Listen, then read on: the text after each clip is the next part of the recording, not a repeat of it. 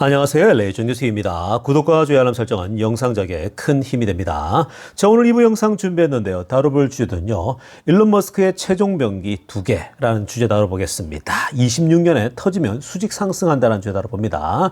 자, 탐 리가요. 오늘 엔비디아의 그 인수에 대해서 아주 또 강력한 얘기를 또 했는데요. 내용 들여다보겠습니다. 자, 그 외 테슬라 소식과 미국의 매크로 상도 살펴보도록 하겠습니다. 자, 여러분, 지금 이제 주식시장이 크리스마스 때 클로즈 했지 않습니까? 그리고 또 크리스마스 이브 때도 오전만 했잖아요. 그러다 보니까, 많은 사람들이, 주식시장이 이제 이 문을 안 여니까 뭔가 답답해하고, 뭔가 주식시장이 움직이고 이렇게 해야, 다이내믹을 느끼고 삶의 어떤 바이브라고 해야 될까요? 삶의 어떤 그런 액티브한 느낌을 가지게 되는데, 그런 걸 지금 못 느끼는, 그런 시간이었다는 사람들도 있습니다. 자, 이제 내일부터, 또 여기도 시장이 이제 오픈하죠. 근데 오늘이 이제 목요일이고, 내일이 금요일이기 때문에 내일 또 하루 열리고 나면은, 또 토요일, 일요일 또 문을 닫지 않습니까? 어쨌든 내일 금요일도 중요한데요. 지금 그 선물 시장이 이제 작동하죠? 보니까요. 뭐 그렇게 크게 염려할 수준은 아니지만 피바다는 피바다입니다. 자, 다우 보세요. 0.04 빠지고 있고요. S&P 0.04 빠지고 있고 나스닥도 0.02 빠지고 있습니다. 자, 0.4면은 다르지만 0.04, 0.04, 0.01은요 거의 제로에 가깝다고 말씀드렸죠. 자, 이거는 뭐 그냥 큰 의미 없는 숫자입니다. 조금 뭐 지금 뭐 미미하게 이 정도면요, 이 정도가 그대로 이어지면은 내일 시장은요 그냥 고만고만한 또 주식시장이 될 겁니다. 큰 지금 현재 영향 받을 건 없고요. 중요한 포인트는 지금 그 시장의 그 심리 상태가 좋아지고 있다는 게 중요한 거예요. 그 Fear and Greed Index, 공포와 탐욕 지수가요. 그건 점점 더 이제 시장의 불안 요소가 사라지고 있고 오히려 긍정적인 요소가 나올 수 있다고 보면 되는데, 지금 중요한 포인트는 또 뭐냐면요. 지금 현재는 좀 소강 상태잖아요. 뭔가 좀 이 다이내믹을 줄 만한 게 없거든요. 근데 이게 또 신년으로 들어가잖아요. 신년 들어가면 새해로 바뀌면 뭔가 또 희망차잖아요. 막 그러면 또다시 시장에 다이내믹이 막 찾아와요. 그래서 보통 신년 2, 3일 정도 있죠. 신년에 두 거래일에서 뭐 일주일 거래가 거의 한 해, 거의 이제 농사를 예견할 수 있는 거거든요. 그래서 굉장히 신년 초반에 좀 힘이 들어갈 수 있습니다. 또 그때가 신년이기 때문에 뭐 기관들이나 이런 어떤 다양한 쪽에도요, 투자를 좀 더 이렇게 집중적으로 하고 그러거든요. 그러니까 신년 투자가 올 한 해, 내년 한 해를 전망해 볼 수 있습니다. 여러분들이 시장이 지금 이 어떤 조정도 아니고 뭔가 이제 시장이 계속해서 횡보하고 있잖아요. 요건요, 이렇게 다지다가 뭔가 호재가 빵 터지면 위로 쫙 상향하는 거거든요. 또 안 좋은 소식이 터져버리면 밑으로 떨어지겠죠. 근데 지금 안 좋은 건 지나왔잖아요. 터널을 지나왔고 이제 뭔가 신년에는요, 뭔가 희망찬 것들이 막 나와요. 그래 되면 주가가 또 신년부터 뭔가 좀 달릴 수가 있습니다. 그러니까 지금 막 팔고 떠나고 뭐 이럴 재미없다고 떠날 필요는 없고요. 길게 보면서 계속 가져가야 되면 내년 한 해는요, 전망이 계속 좋다고 말씀드렸었죠. 자, 5일은 뭐 비슷하고요. 10년 물금도 다 비슷합니다. 자, 그러니까 요거는 또 신년이 돼봐야, 그리고 연준이 금리 인하에 대해서 연준 멤버들도 나와가지고 어떤 시그널을 보내는가에 따라 요 움직임이 달라질 겁니다. 자, 지금부터는요, 미국 경제 상황과 매크로 이슈를 살펴보겠습니다. 자, 가장 먼저 살펴볼 소식은요, 오늘 탐리가, 제가 오늘 1부 때 엔비디아가 한 회사를 인수하는 그런 모습, 즉 그록이라는 회사죠. 인수하는 얘기를 제가 길게 설명해 드렸잖아요. 그 엔비디아가 왜 그 GROK라고 하는 우리 머스크의 회사 말고요, 그록 말고 GROQ라고 하는 그록을 왜 인수했는지 제가 디테일한 분석해 드렸잖아요. 자, 그것에 대해서 제가 오늘 분석한 것처럼 이 탐리도요, 이 엔비디아의 인수에 대해서 정말 신의 한 수인 것처럼 얘기를 하고 있습니다. 위에 빨간색으로 하나 보세요. Why Nvidia remains a grainy shot이라고 그랬죠. 자, 사실 월가에 가장 또 또 bullish-하면서 그동안 뭐 아주 주가의 정말 전망을 잘해왔던 사람이죠. 이 탐리가 엔비디아가 왜 그레이니 샷이 되는지, 즉 그레이니 샷은 장기적으로 이 주식을 가져가면 결국은 안정적인 수익을 계속 얻을 수밖에 없다는 거죠. 그러니까 이 엔비디아가 주가가 계속 우상향할 수밖에 없는 그런 지금 이 이유를 다시 이걸 들고 온 거예요. 뭐냐? 바로 엔비디아가 이번에 이 그록을 인수한 거거든요.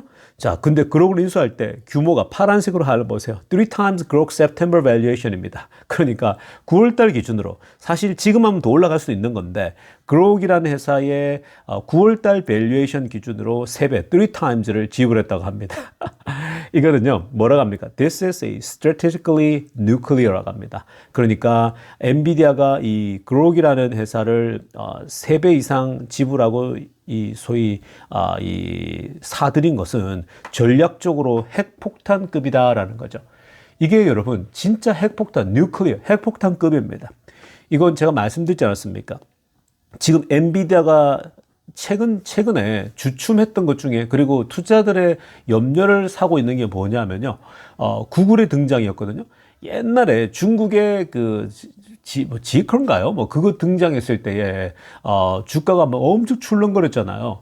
근데 이번에 다시 한번 또 출렁거렸던 게 바로 구글의 이 구글 자체가 갖고 있는 그 칩 개발 있죠. 그것 때문이었죠. 그리고 특히 이제 이 페이스북 쪽에서 메타에서 야 우리 구글 거 쓰겠다 이렇게 얘기했는데 구글이 뭐냐면 TPU라는 걸 얘기했잖아요. 그러니까 구글은 자체적으로 개발한 TPU라고 하는 그 소위 칩을 쓰고 있는데 이 TPU는 GPU에 못지않게 성능도 좋고 완전히 데이터 센터에 최적화되어 있고 모든 게 좋아요. 그러니까 구글은 맞춤형으로 딱 좋은 거죠.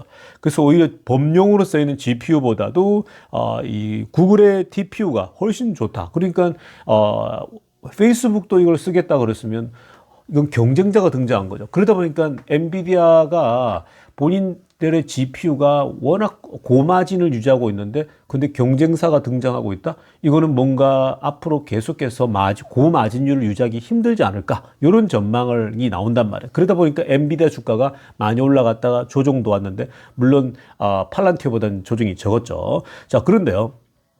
지금 이 소위 구글의 TPU를 개발한 사람이 바로 이번에 그록의 CEO거든요.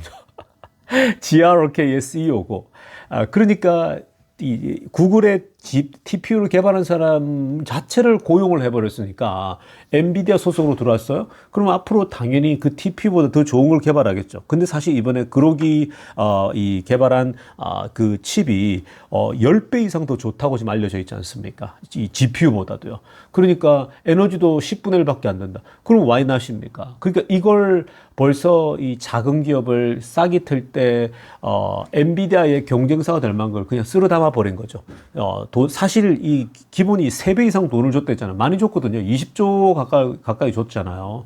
그러니까 이거 대략 한 뭐 6조, 7조밖에 안 되는 그런 기업인데 원래 이런 기업을 살 때는요, 미래 가치까지 해서 주는 거예요. 왕창 줘야 되죠. 지금 현재 가격을 주면은 뭐하러 이 인수 당하겠습니까? 본인들이 계속 존재하고 있으면 가격이 올라갈 텐데.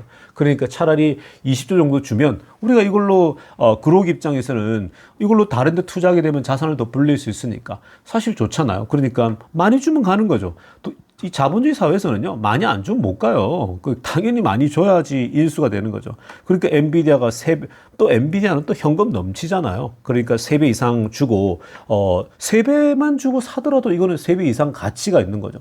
그러니까 지금 그 탐리 같은 경우는요, 엔비디아가 지금 딱 월가에서 계속 경쟁사가 올라오고 있다. GPU가 독점이 무너질 수도 있다. 이런 얘기 나오니까 미리 벌써 그런 거를 싹둑 잘라버리지 않습니까? 이게 구글도 이렇게 하고 있고요. 다 그래요. 지금 얘네들이 미래의 이 스타트업 기업들이 등장하지 않습니까? 더 좋은 기술이 있다? 그럼 아예 사버려가지고요. 거기서 더 발전을 시켜버리는 거죠. 그러니까 지금 이게 트럼프 시대에 나타난 현상입니다. 그러니까 트럼프는 지금 규제는 적게, 인수합병 자유롭게, 그걸 좀 더 강조한단 말이에요. 그러니까 지금 이런 빅테크들이 더 강해질 거예요. 돈은 넘쳐나잖아요. 그러니까 돈이 넘쳐나니까 그냥 다 사버리는 거예요. 좋은 기업들을요.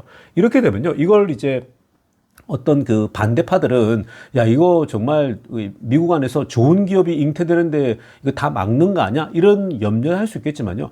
미국의 토양 안에서는 사실은 지금 뭐 이미 독점하고 있는 이 기업들이 좋은 기술들을 더 이제 해서 더 크게 가져가 버리면요, 오히려 중국을 경계하고 중국을 견제하는 데는요, 이게 훨씬 더 나은 방법일 수가 있어요. 저도 개인적으로는 이런 방식이 지금 현재 중국하고 맞서 싸우는 데 훨씬 좋다고 보거든요. 그래서 굉장히 지금 흐름 좋고요. 이렇게 되면 엔비디아 주가가 저는 예상하기를 연평균 20-30%씩 꾸준히 오를 거라고 했잖아요. 근데 이렇게 되면 이게 가능해지는 거죠. 완전히 지금 또 독점을 계속 유지할 수 있는 그런 회사를 바로 인수해버렸다라고 볼 수 있겠습니다. 자, 이어서 살펴볼 소식은요, 데나이브즈도 오늘 굉장히 재미난 얘기를 좀 했습니다. 마이크로소프트에 대해서 얘기했거든요. 자, 저도 사실 개인적으로 마이크로소프트에 대해서는 잘 많이 안 다뤄드리잖아요. 사실 별로 인기가 없는 기업, 재미없는 기업이잖아요. 그러나 그렇다고 해서요, 재미없는 기업이라고 해서 이 회사가 못난 기업이고 뭐 무능하고 뭐 성장성이 없다라는 얘기가 아닙니다. 다만 이게 이제 우리가 취향과 관심의 차이일 뿐인 거죠. 그런데요, 이 데나이브즈가 오늘 이 마이크로소프트에 대해서 뭔가 변호를 좀 했습니다. 하도 사람들이 요즘 마소가 영 힘이 없다 이렇게 막 하니까, 마소에 대해서 얘기하니까 데나이브즈가요, 역시 데나이브즈는 저보다 훨씬 성격이 좋아요. 좀 더 넓게 마이크로소프트까지 넓게 이렇게 다뤄주고 있는 거 봅니다. 저는 아예 그냥 배제를 시켜버리거든요, 마소는. 근데 한번 보세요. 데나이브즈가 마소를 뭐라고 부르냐, calls a Microsoft Rodney 이 Dangerfield of AI라고 합니다.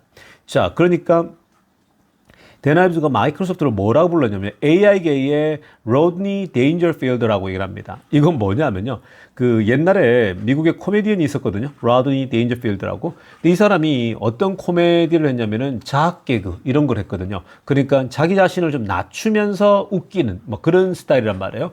뭐 사실 남을 낮추면서 무시하면서 웃기는 그런 유머도 있지만 그런 것들은 좀 보기 안 좋잖아요. 근데 자기를 어떤 그 자학, 그러니까 자기를 낮추고 자기를 떨어뜨려 가지고 남을 웃기는 그런 개그가 재미난, 사실 뭐 남들에게 뭐 어떤 피해를 주고 이런 건 아니잖아요. 오히려 자기를 낮추니까. 어쨌든 라드니 데인저필드가 AI계의 소위 말해서 마이크로소프트가 그렇다라는 겁니다. 그러니까 뭐냐면 이 사람이 나와 가지고 항상 I don't get respect라고 합니다.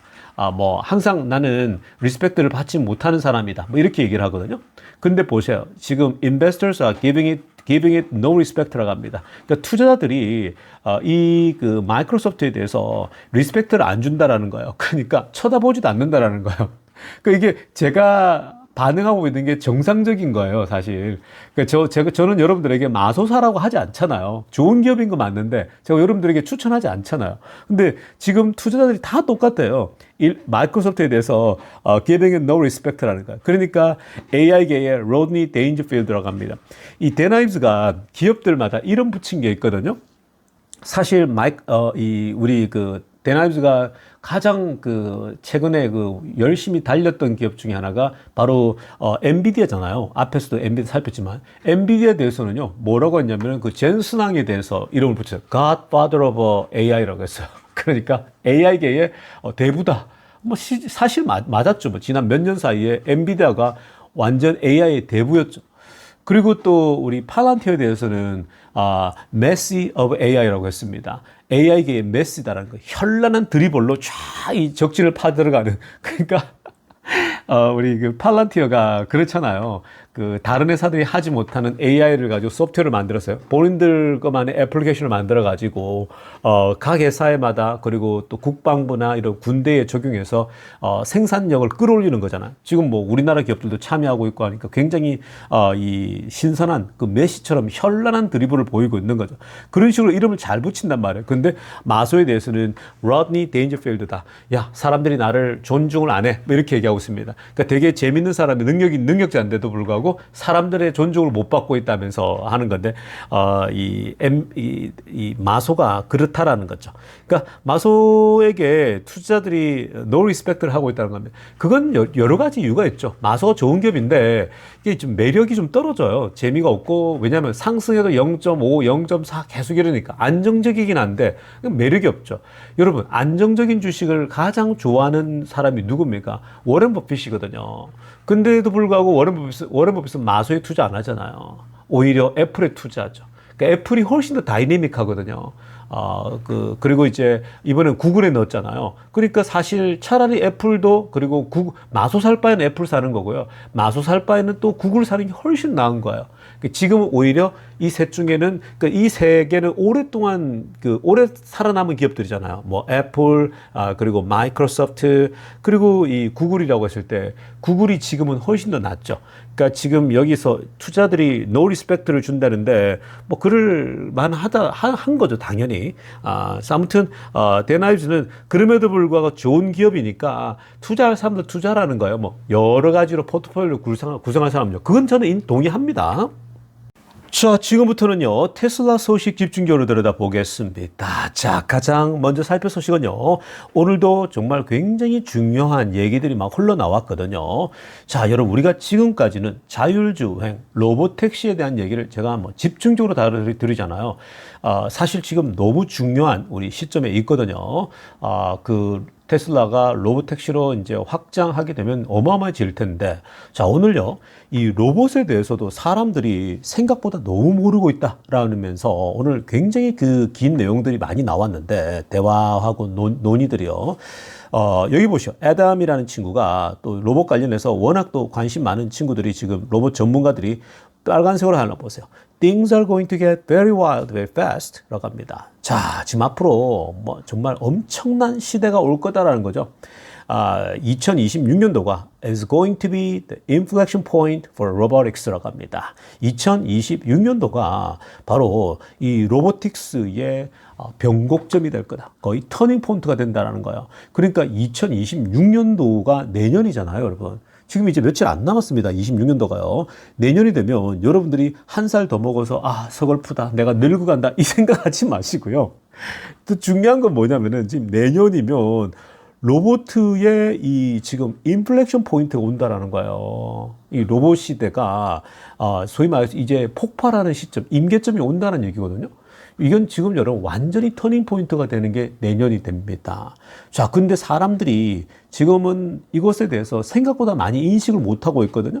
그 지금 이 에이카시라는 친구가 로봇도 굉장히 길게 썼거든요. 근데 이거 뭐 다 읽어보기 너무 힘들어가지고 그냥 간단하게 보면요. 그 핵심만 보면은 뭐라고 하냐면 entire robotics industry. 자, 초록색으로 하나 보세요. 지금 로봇 산업 전체가 is about to compress a decade of progress into 18 months라고 합니다. 근데 nobody's pricing it이라고 그러는데, 자, 먼저 앞부분에서 이 로봇 산업 전체 미국의 로봇 산업이 현재 이 10년 동안 발전해야 될 있죠. 10년 동안 된 기간 동안 발전해야 될 것을 18개월로 압축해서 지금 현재 진행되고 있다라는 거예요.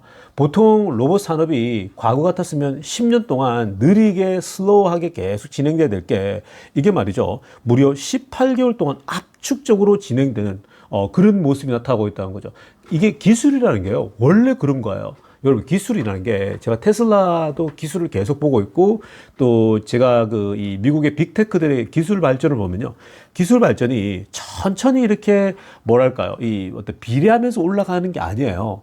기술이라고 하는 건 테크놀로지라는 것은 옛날 돈나무나도 그런 얘기를 참 많이 했었는데 이게 처음에는 저공비용을 해요. 우리가 왜 X축, Y축이 있잖아요. 그러면 X축 따라서 이렇게 밑에 붙어가지고 쭉 저공비행을 하거든요. 처음에는요. 근데 이게 어떻게 갑니까? 저공비행 하다가 갑자기 위로 수직으로 쫙 올라가죠. 수직으로 급상승한다고요. 그걸 이제 exponential growth라 그러지 않습니까? 그걸 우리가 폭발적 상승, 완전 이 상승 자체가 그냥 비례하면서 가는 게 아니라 그냥 미친 상승을 한다는 얘기거든요. 그게 기술이 터져버리면요. 기술이 어떤 변곡점을 넘어버리면은 그냥 미친 듯이 올라가는 거야. 우리가 물이 끓는 걸 한번 보세요, 여러분. 끓는 점이라는 게 있잖아요. 그 보일링 포인트가. 끓기 전에는 그냥 물이 점점 거품만 생기고 이게 보글보글 하면서 막 물이 막 폭발하지 않잖아요. 근데 물이 끓는 점을 딱 지나버리면 어때요? 막 보글보글 하죠. 그러다가 막 물이 너무 많이 해가지고 솥에다가 끓이게 되면 물이 막 보글보글 터지면서 화산 터지듯이 막 물이 넘어서 막 불에 떨어지게 되면 막 칙칙하고 이런 소리 나지 않습니까? 그런 거거든요. 끓기 시작하게 되면 정신 없어지는 거거든요. 그러니까 그런 거예요. 이게 이제 로봇도 지금 현재 10년 동안 진행돼야 될 게 지난 한 18개월 동안 이게 되다 보니까 앞으로도 또 지금 현재 내년 한 해 동안 진행될 걸 생각하게 되면 이게 정말 압축적으로 어마어마한 일이 일어날 거라는 겁니다. 근데 문제는 뭐예요? 초록색으로 마지막 부분 보세요. 별표 친 거. Nobody's pricing it in이라고 합니다. 근데 야, 아무도 지금 이것을 주가에 반영을 안 해. Nobody's pricing it. 이게 여러분 보통 시장이요. 항상 선반영하잖아요. 여러분 우리가 주식 시장에 보면은 뭐 지금 밸류에이션이 팔란티어 뭐 500, PR이 펄가 뭐 500, 700 이래 가잖아요. 옛날 뭐 천도가 그랬거든요. 500년이 있어야지. 500이면 500년이 지금 성장 속도로 500년이 지나야 이게 나온다라는 거. 500년 동안 이렇게 벌어야. 그러니까 그걸 누가 투자하겠습니까? 그렇게 따지면요. 못 하는 거예요, 투자를. 근데 이 테슬라 같은 경우도 지금 뭐 PR이 뭐 그냥 뭐 200, 뭐 150 이렇게 가지 않았습니까? 저 그런 거 보고 200년이 돼야지 테슬라가 본래 어떤 가격이 지금 200년 동안 가야 될 거다고 얘기를 하지 않습니까? 근데 다른 주식 보면은 이제 한 30 정도 PR 나오거든요. 보통 이 매그니피센트 세븐 주식들 보게 되면 뭐 구글이랄지 뭐 애플이랄지 뭐 한 30 정도가 나온단 말이에요. 근데 이제 보통 이 기술주들이 한 30배 정도면 괜찮게 본단 말이에요. 이게 이제 지금까지 보면 다 그렇게 해왔거든요. 근데 지금 이 사람들이 왜 그러면 30배나 지금 테슬라가 뭐 150배다 200배다 하더라도 사람들이 테슬라 주식을 사느냐. 그리고 팔란티오도 500배나 되는데 500년이 걸려야 되는데 왜 주식을 살까요? 그런 걸 미리 폭발적 성장을 예상하고 프라이싱 한다고요. 그러니까 선 반영을 해버린다고요. 이게 지금 임계점을 돌파해버린 기술이라는 게 비례해서 느는 게 아니라 이거는 폭발해버리면 엔비디아가 23년도, 24년도에 미친 상승했잖아요. 그 10배가 뛰어버렸거든요. 최저점에서. $100 초반에서. 그런 것처럼 그렇게 큰 사이즈도 그렇게 10배가 뛰어버려요. 근데 마찬가지라는 거예요. 지금 이 테슬라 같은 경우도 지금 뭐 150배, 200배 이러지만, 200년 이러지만 이 폭발적 성장이, 즉 이 로봇이 투입된다? 그러면요, 내년에 로봇까지 터져버려요. 자, 테슬라는 자율주행 로봇택시가 있잖아요. 로봇택시만 하더라도 지금 어마어마하잖아요. 우리가 이 벌어들일 거 레비뉴를 계산해보면. 제가 지난번에 애플 아이폰 판매랑 비교해드린 적이 있지 않습니까? 그걸 보고 그것만 하더라도 사실은 지금도 싼 거예요. 근데 여기에 내년에 로봇이 인플렉션 포인트가 온다는 거예요. 로봇이 폭발하는 그 시점이 온다는 겁니다. 내년에 뭔가 나타나거든요. 그러니까 내년 임계점이 오는데 테슬라도 내년에 뭐 5,000대, 뭐 3,000대를 실제로 테슬라 공장에 일에 투입하는 게 나타나 버리잖아요. 그게 영상으로 공개된다? 일하는 게. 그러면 여러분, 그거는 그때부터는 이건 뭐 미친 상승이 오겠죠. 주가가 무슨 지금 뭐 500배, 200배가 아무 의미가 없어지는 거예요. 그냥 여기서 여러분 폭발적으로 2배만 뛰면 반으로 줄잖아요. 또 2배 뛰면 또 반이 줄잖아요. 이건 100배라고 칩시다. 2배 뛰면 50이 되는 거야. 또 2배 더 뛰잖아요, 거기서요. 25가 되는 거예요. 그러니까 숫자가 무슨 의미가 있어요, 여기서요. 그러니까 중요한 거는 이 기업이 임계점에 있는 폭발성 있는 정말 이 휘발성이 있는 거죠. 이 바로 로봇택시로 진화되는 거, 지금 이거 임박한 거고, 내년에 로봇이 이제 임계점을 돌파한다 그러지 않습니까? 로봇 전문가들이. 이거는 정말 너무 빠르게 발전. 근데 사람들이 로봇은 반영을 못 하고 있어. 왜냐? 로봇이 뭘 할지, 어떻게 돈을 벌지 계산이 안 나오는 거야. 근데 로봇택시는 계산이 딱 나오잖아요, 지금 벌써. 근데 로봇은 계산이 안 나오는 거예요. 어떻게 돈을 벌까? 근데 그거 나오기만 하면 그때 계산하면 늦을 수도 있는 건데, 또 어찌됐건 임계점은 임계점이 온다라는 거거든요. 이렇게 두 개 돼버리면 테슬라가 어떻게 될 것 같습니까? 미친 듯이 날아가겠죠. 지금이 그냥 싼 거죠. 뭐 800불 그냥 찍어버리는 거죠. 내년 말에요. 그러니까 이런 건요. 그러니까 주식 투자가 그냥 수학 잘하는 사람이 잘하는 게 아니라고요. 오히려 인문학적 상상력이 높은 사람들이 돈을 더 나중에 길게 보고 크게 번다고요. 그러니까 제가 항상 여러분들이 투자를 할 때에 기본 산수, 수학, 기본 계산만 할 수 있으면 되는 거고, 인문학적 소양이 깊은 사람이 더 투자 잘한다고 하지 않았습니까? 그게 지금 결국 다 드러나는 거거든요. 자, 아무튼 여러분들 내년에 Inflection Point for Robotics, 로보트 시대에 Inflection Point가 오고 있다. 완전 터닝 포인트가 온다라고 보시면 됩니다. 자, 이어서 살펴볼 소식도요, 개인적으로 굉장히 흥미롭고 또 기대가 되는 프로젝트입니다. 자, 지금 테슬라가요, 유럽에서 어떤 일을 진행하고 있느냐? 지금 유럽에서 FSD 슈퍼바이저들을 지금 뭐 제대로 시행하고 뭐 할 수가 없는 막 그런 여러 가지 규제 때문에 그런 게 많잖아요. 그래서 지금 이제 여전히 유럽에서 내년 초쯤에는 이제 전반적으로 다 풀릴 것으로 이제 기대하면서 가고 있는데 언제 될지 몰라요. 항상. 여러분도 아시겠죠? 독일의 공장도 된다 그랬는데 얘네들이 질질 끌어가지고 1년 6개월 거의 2년 정도 늦춰졌잖아요. 예상보다도요. 그래서 사실은 더 빨리 나왔으면 더 빨리 지배를 했을 텐데 유럽 시장을 2년이나 거의 늦춰지면서 어떤 타이밍을 좀 놓친 면도 없지 않습니다. 자, 그런데요. 이번에 이런 상황 속에서 이 일론 머스크 테슬라가요. 어떤 걸 유럽에서 하고 있냐면은, 자, New Shuttle Service Using a Tesla Vehicles with FSD라고 합니다. 자, 그러니까 지금 이 셔틀 서비스 있죠. 빨간색으로 하려는 거. 테슬라 자동차에 FSD를 작동시켜서, 즉 자율주행이 작동되어지는 테슬라를 사용해서 새로운 셔틀 서비스를 하는 거 어떤가라는 제안이거든요. 그래서 지금 이 셔틀 서비스를 Now operational in Germany, it is the first project of its kind in Europe이라고 합니다. 자, 얼마 전에도 유럽에서 사람들이 원하면은 여기 동승 프로젝트 해가지고 이제 와서 테슬라에서 직접 테스트해보고 운전자가 앞에 있는데 테스트해보는 그런 걸 하지 않았습니까? 자, 그런 거 이제 더 발전해가지고 독일에서요 처음으로 이 테슬라 자율주행을 활용해서 셔틀 서비스를 제공하는 것 어떤가에 대해서 지금 이 프로젝트를 독일에서 현재 진행해 보고 있다고 합니다. 자, 그래서 지금 사진에 보면요, 이 빨간색 옷 입은 분 있죠. 이분이 이제 이 시 당국의 이 도시의 또 또 수장이면서 여러 사람이 지금 같이 일하고 있는데 보시면 초록색으로 하려다가 보세요. All parties involved라고 합니다. 그러니까 지금 여기에 관계되어 있는 관계자들이 다 같이 이 부분에 지금 참여했거든요. 오늘 다 모였는데 독일에서. 자, 보시면 초록색으로 하나 보세요. municipalities라고 하는데 이렇게 입이 굳어가지고 발음도 안 되네. 도시 있지 않습니까? 여러분, 우리가 가면은 뭐 강원도의 원주시 뭐 이런 뭐 강원도에 보면은 강릉시 이런 것처럼 그 도시의 어떤 시의 당국자들 있지 않습니까? 그 사람들이 나왔고요. 그리고 이제 이 approval authority입니다. 자, approval authority는 어디입니까? 이게 이제 이걸 또 행정으로 이렇게 허락을 해줘야 되잖아요, 도시에. 그러니까 거기 관련된 사람이 또 왔고요. 이 당국자들이 왔고, 그 다음에 the company. 뭐, 이 컴퍼니는 당연히 테슬라 회사겠죠. 그래서 이렇게 해서 시의원들, 그리고 이 교통 관련된 사람들이겠죠. 이걸 보고 안전해야지 허락해 줄 거 아니겠습니까? 그런 사람들까지 총 출동해 가지고요. 이들이 worked closely together to make this project possible이라고 합니다. 자, 이 모든 이 관계자들이 다 힘을 합쳐 가지고요.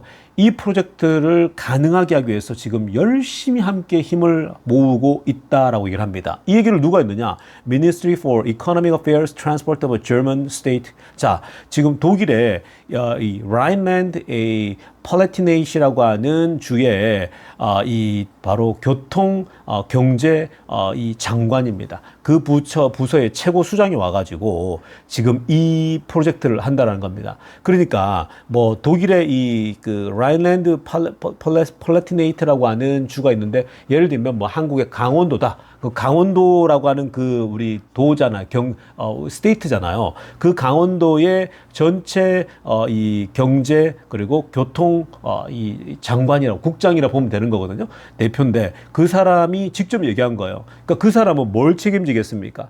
요 지금 뭐 보나마나 딱 시골 지역인데 이 시골 지역에 여기 소위 예를 들면 강원도라고 치면은 강원도 전체에 셔틀 서비스를 우리가 제공하자라는 거죠. 왜 그러겠습니까? 시골 지역이잖아요. 그럼 교통력이 떨어지겠죠. 그러니까 오른쪽에 보시죠. 노란색으로 하얀 거 보십시오. This pilot project operates in the rural district라고 하죠. 그러니까 딱 제가 한 얘기 그대로 하고 있지 않습니까? 이 파일럿 프로젝트가 지금 시범적으로 해보고 있는데 시골 지역이라는 거예요. 이 시골 지역이 독일에 뭐 보면 에이펠크레이스 뭐 비트버그 프롬이라고 발음하기도 힘드네요. 그 아까 우리 라인랜드 이 팔레티네이트라고 하는 주입니다. 독일에 있는 분들 잘 아시겠죠? 우리 독일에 우리 구독자분들도 있는 것 같은데, 자, 독일에 있는 바로 이 지역입니다. 이 지역에 바로 이 시골 지역이거든요. 이 시골 지역에서 이 파일럿 프로젝트 작동하겠다, 시행하겠다는 건데, aiming to improve rural mobility by complementing existing local bus service라는 거죠. 그러니까 뭐예요? 지금 목표가 이 시골 지역이니까 현재 이 시골 지역의 어떤 모빌리티를 향상시키고 싶은 거예요. 그러니까 시골 지역이면 아무래도 교통이 떨어질 거 아니에요. 우리나라도 시골 지역 가보면 마을버스가 온다 치면 마을버스가 얼마나 느리게 옵니까? 30분에 한 대씩. 뭐 우리 옛날에 시골, 제가 기억하면 시골 할머니 댁에 갔을 때 시골 지역에 제가 고향 시골이 이 진주, 제가 이제 진주 정시거든요. 그러니까 우리 뭐 가족들이 전부 다 그 진주, 하동 뭐 이쪽이란 말이에요. 그 섬진강이 있는데, 그래서 그쪽에 어릴 때 시골에, 저는 이제 부산에서 뭐 다 그겠지만 우리 부모님이 다 그쪽에 진주, 뭐 하동 이쪽이란 말이에요. 그러니까 섬진강 그쪽인데, 그쪽에서 늘 어릴 때 시골에 놀러 가면 막 거기서 막 수영도 하고, 그 제첩 있죠. 제첩 맛있잖아요. 그 섬진강에 제첩 막 채취하는 거, 이런 거 막 그런 어릴 때 막 기억이 납니다. 놀러 가가지고 시골에요. 그래서 어찌됐건 그 시골에 마을버스가, 예를 들면 할머니 집에서 그 막 섬진강 가는데 마을버스가 30분에 한 시간마다 한 대씩 오는 거예요. 그럼 그 버스 타고 가는데, 정말 너무 그렇잖아요. 근데 이제 그든 기억이 나는데, 시골 지역이니까 아무래도 교통이 안 좋지 않습니까? 그러니까 결국 뭐예요? 뭘 써야겠습니까? 여기에 이제 이런 테슬라의 셔틀 서비스가 있다 이러면은 자율주행이잖아요. 그럼 뭐 할 게 뭐 있겠습니까? 너무 좋잖아요. 자율주행 서비스 이 시골 지역 하게 되면 이 마을 사람들이 이동하는데 너무 도움 되겠죠. 이런 셔틀 서비스를 결국 테슬라 자율주행을 통해 가지고 공적인 셔틀 서비스를 하게 된다? 이건요, 굉장하죠. 이게 이제 결국은 뭐가 지금 이 앞으로 펼쳐지냐면, 만약에 이 시골 지역에서 셔틀 서비스를 했는데 너무 좋다? 이게 결국은요, 버스 운전자를 고용해서 버스를 쓰려면 이게 다 돈 나가고, 시골 지역에 사람도 수요도 별로 없는데 막 운전수 고용하고 버스를 도입한다? 이거 쉽지 않은 거예요. 그리고 큰 버스를 운영하면 되게 불편하잖아요. 근데 결국 시골 지역에는 사람들이 듬성듬성 있을 텐데, 이걸 테슬라의 모델 Y나 이런 걸 활용해 가지고 그냥 자율주행으로 언제든지 부르기만 하면, 로봇택시처럼 부르면 되는 거예요. 그럼 와가지고 태우고 나 좀 어디 데려가죠. 자율주행으로 되지 않습니까? 지금은 왜 미국에서 로봇택시 하듯이 얼마든지 쓸 수가 있잖아요. 이건요, 독일 안에서 아마 이게 시행되잖아요. 반응이 엄청 좋아지겠죠. 그러면 이게 어떻게 되겠어요? 독일의 외곽 지역에 다 쓰자 이렇게 나올 거 아니겠습니까? 도심 너무 좋은 거예요. 왜냐하면 사람은 편한 걸 좋아하니까. 그러니까 이렇게 테슬라가 됩니다. 자, 그렇게 되면 시골 지역부터 투입돼요. 이게 셔틀버스처럼 막 합니다. 그럼 테슬라가 독일의 셔틀버스 시장을 장악하겠죠. 실제로 셔틀버스가 많이 다니지 않습니까? 도심지에도. 그러면 이제, 야, 왜 시골에만 하냐? 도시에도 하지. 이러면서 도시에 진출하겠죠.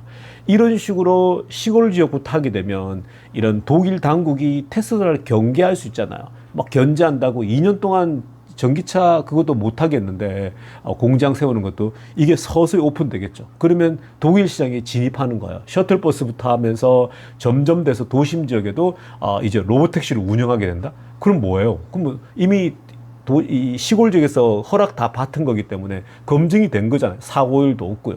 그러면 도심 지역 진출하면서 독일 시장을 장악하게 되고, 독일에서 소문이 잘 난다? 그럼 어떻게 되겠습니까? 주변의 도시들도, 야, 우리도 테슬라 하자, 도입하자, 얘기 나오겠죠. 자율주행으로. 그러니까 이게 뭡니까, 여러분? 어마어마한 역사가 만들어지는 거예요. 그러니까 소프트웨어, 즉 테슬라의 FSD 소프트웨어 하나 가지고 지금 이런 어마어마한 걸 할 수 있다고. 뭐 로봇택시는 기본이고 셔틀 서비스랄지 지금 여기에 할 수 있는 게 얼마나 많겠습니까, 여러분? 지금 뭐 이 독일에 이제 우리가, 독일뿐만 아니라 선진국에는 나이 든 사람들이 많아지잖아요. 실버가. 그럼 실버들이 운전 못하고 하는데 자식들이 맨날 운전해 줄 수 있는 게 아니잖아요. 근데 이제는 그냥 이런 것들 로봇택시를 쓸 수 있게끔 한다. 앞으로 노인의 이 실버 타운에도 쓸 수 있고, 너무나도 쓸 수 있는 게 너무나도 많겠죠. 뭐 간병인처럼 쓸 수 있는 거, 뭐 쓸 수 있는 게 너무 많겠죠. 그러니까 이 로봇택시가요, 소프트웨어 하나 개발해 두면은 이걸로 자율주행을 할 수 있는 게, 제가 그랬지 않습니까? 올릴 수 있는 게 많다고요. 그러니까 여기서 추가해서 얹어가지고 사업 비즈니스를 확대할 수 있는 게 너무나도 많아요. 상상력, 그냥 이 상상력을 발휘하면 할수록 너무나도 많은 겁니다. 그렇기 때문에 제가 이 로보택시의 잠재성, 폭발, 이거는 무지막지하다는 거야. 그러니까 여러분 생각해보세요. 2026년도에, 내년도에 로봇까지 폭발한대요. 로봇이 임계점이 온대요. 여기에 우리 테슬라의 자율주행 로보택시가 폭발할 거라고요. 이 두 가지가 머스크의 히든카드 아니겠습니까? 어마어마한 시대가 오고 있다고요. 여러분. 그러니까 지금 뭐 해야 돼요? 테슬라는 한 주라도 더 가지고 있어야 돼요. 수량이 깡패가 되는 시대가 오고 있다는 겁니다. 자, 여러분 오늘 영상 여기까지 하도록 하겠습니다. 마지막 메리 크리스마스 한번 외치겠습니다. 메리 크리스마스. 오늘 영상 여기까지 할게요. LA 정교수였습니다.